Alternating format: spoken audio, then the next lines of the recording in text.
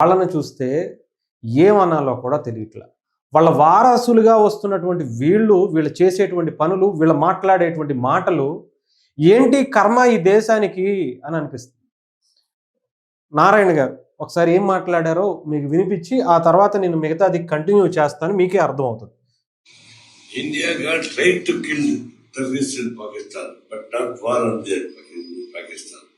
Because war is different, and choosing the terrorist and the killing is justified because they created so much of havoc.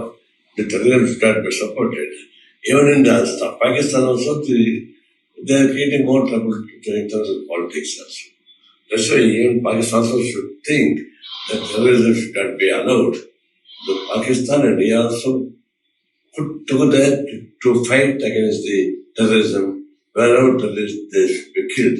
But where the CPI is against the war in Pakistan, because the war is nothing but it will be strengthened against the terrorists.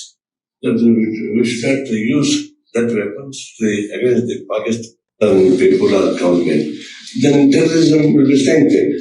That's why we appeal that our fight should be only targeted terrorists, not on the Pakistan. ఇది నారాయణ గారి గీతోపదేశం. మరి ఈయన వ్యక్తిగతమా, communist పార్టీల వ్యక్తిగతమా విషయమే అనేది మనకు అర్థం కాదు.